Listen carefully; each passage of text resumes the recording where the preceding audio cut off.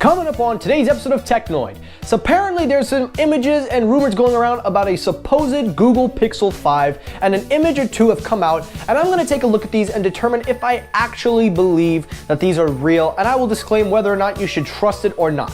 Also on today's episode, Samsung is announcing the date for their new phones. It has been tipped for January 15th, and I'll explain the significance of the date. And also, Apple is finally working on their own modems, and I'm going to explain why this could be easily a big mistake or a big success for them. All of that on today's episode, so stay tuned.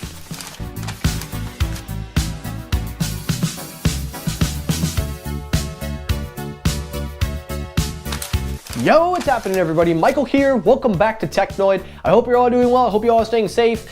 Today's episode is going to be filled with tons and tons of stories. We've got about 5 here, so I'm going to cut straight to it. If you enjoyed the content, you enjoy what I bring to the table, please consider hitting that subscribe button and turn on your notifications so you do not miss when I upload. To returning subscribers, thank you as always. Make sure you hit the like button and share this video out so we can get a lot of people watching, and follow me on Twitter at Technoid12. All that out of the way, let's get it going.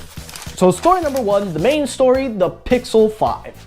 Now originally I was a little hesitant to cover this story as this kind of seems a little fishy, but I wanted to talk about it a little more and explain what was shown and what we're supposedly talked about. So that way when you guys hear this story, you can determine if you believe this or not. I will give my honest opinion after, but taking a look at the leaks, apparently there's an image of the Pixel 5 Pro with the Snapdragon 865, rumored to have 256 storage configuration.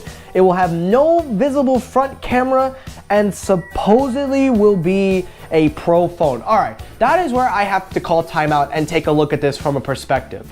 First of all, if you look at the device, it could easily be a cropped out image with a punch hole on the corner or in the center. It could literally be an image cropped. I have my doubts about this leaked image, but then we take a look at the device name. It says Pixel 5 Pro, and it shows 2 SIM slots. Again, something that could probably be altered and could be changed, but you never know. Again, I don't know if I believe the images because for some reason, they're saying it's going to have under the display technology cameras. I don't know if that's true because Google doesn't show any intention or any care whatsoever on putting that kind of technology in their phones. And for any example, take a look at the Google Pixel 4. So I am a little bit hesitant. I don't know, but there is something though that I do believe, because if we take a look further at a spec sheet of the phone, it does show a breakdown of what the phone contains, showing the Pixel 5 Pro. It will have 8 gigabytes of RAM. It will also have, again, 256 storage. It will have Bluetooth 5.1, and it's being paired with the Snapdragon 865. Now, something like that I can kind of buy, but again, I'm still having some doubts here because, again, all of this just does not feel real to me. And I wanted to put this out there because if there is a possibility that Google is making a true flagship for 2021, then you will know that there is something going on, but something about this story doesn't seem to add up. First of all, it's that image right from the get-go. Why would Google put under the display camera technology if they have shown no interest, no kind of update or any kind of interest in that range? That's number 1. Number 2, why would it be the 865? Wouldn't they want to put the 865 plus, or even hell, the 885, the newest, latest, greatest? Because that to me right there is offsetting something by a little bit. And third, the last thing, is just where this leak is coming from. It's coming from a user called, from what I'm saying, AIDA64. I've never heard of this supposed leaker, and a lot of people are saying that it's accurate, that this person is true, that these images, listen, they may be true, but from what I'm seeing, from the evidence that's been given here, I have a lot of doubts, but I don't want to rule out the Pixel 5 Pro as it is because we've already seen a rumored XE version. So there's a lot of things going on with this story that kind of feel a little bit hazy. So I would advise you to please look at these images, read the stories yourselves, and then you make the determination on whether you believe this or not. Do I believe they're working on a true flagship, probably in the Pro range? Yes, I do believe that, but do I believe these images? I don't kind of believe them, but I wanted to throw this in there as the main story so that way you guys do not get fooled, you don't fall for the clickbaits, and you read it yourself and you get the information for yourself. So now that we've done that, let's now move on to the next story. Story number 2, keeping up with Google. It looks like their new Google Assistant design that brings the Pixel light bar, that new AI kind of technology with the whole design and stuff. It's coming to all Android phones, starting to roll out. And honestly, I'm a little bit shocked that Google didn't roll this out sooner, because this would have been a nice design by default. I don't know why they waited so long. It was introduced with the Pixel 4, 4a, 4a 5G, and so many others, but they waited a while, and I don't know why they waited so long. Samsung could have benefited from this because the older Google Assistant stuff, I mean, it was a decent pop-up, but this light bar makes it nice and smooth and makes Google Assistant feel kind of magical. You know, kind of like a little magic.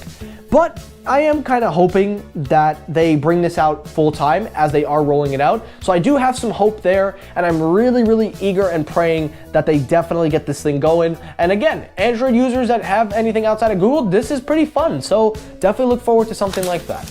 All right, let's talk that Samsung release date.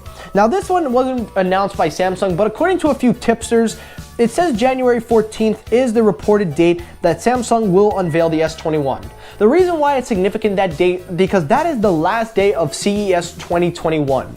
Now, as you know, CES is a big convention where they unveil so much technology, so much tech innovative gadgets, and for Samsung to kind of do this, it would make kind of a bit of sense, as it would line up with a January event, but also that's the kind of time and place you want to unveil some technology. If Samsung is going to release this on the 14th, the last day of CES, this would not only be a good way to cap the event, but I also feel that this would be a very plausible way to make it work. So I am actually kind of excited to see if they do release it on the 14th. That is the rumored date, but things are variable to change, so definitely keep up to date with me. I will update you if the story picks up on anything anymore.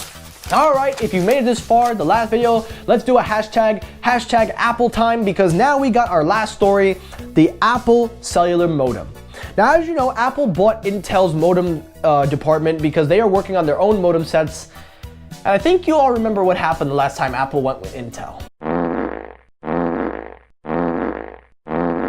Well, if you remember all that little glory trick, it looks like Apple is starting to work on its own cellular modems. According to the chip chief, whoever is telling these stories, they are working on their own variant modem, basically not only trying to replace components of Qualcomm, but also have a more tighter integration with things of that caliber. Now, again, I'm a little bit worried about this, because if you guys remember the Intel situation, you remember how terrible the cellular performance and connectivity was with Intel. Apple had to throttle speed performances, had to match them with Qualcomm modem sets in iPhones. They had to do so much. And then there was a big lawsuit, and now Apple buys the department, and now they want to make their own modems. The reason why I'm a little worried is because of the prior history, but I have a little bit of faith, because I feel like if Apple is going to do this, they're going to also utilize ultra wideband, not just in 5G, but also they're going to utilize it with their own U1 chip. Integrate that with somehow the modem, making it more wide and something, I don't know. But there is a lot of possibilities that Apple could go in this route and try to expand on their modem sets. Now, of course, just quickly before I say something else, they did say that this is going to be in effect not by next year, but hopefully in a couple of years. They're still going to use the partnership with Qualcomm, but once it runs out, then they're going to switch right on over to their own modems. So my only fear, like I said, my only real big fear of all of this is if Apple goes in the route of what happened with Intel. If they cannot improve the performance of what the Intel modems were, since this is their own Intel department, they bought it out, I'm a little bit worried. Performance, connectivity, signal speeds, but at the same breath, if they can get all that right and implement some nice features by utilizing ultra wideband, that would really be a really good stepping stone. Again, I'm not confident in Apple because of the prior incidences, but at the same breath, I want to give them a chance, so I'm willing to give them that chance. That's the least thing that I can do as a consumer, as somebody who is kind of actually excited to see what they can do. But if I was Apple, I would stick with Qualcomm, as they are reliable and they don't have a bad track record. And that's it for today's episode of Technoid. Now guys, I really hope you enjoyed the episode. If you did, hit the like button. If you disliked the video, hit the dislike button. That helps circulate my videos as well. As always, everyone, thank you so much for watching. Take care, everyone. I will see you all tonight. We are having a quick live stream, so I'll see you all around 6 o'clock. Take care, everyone, and peace.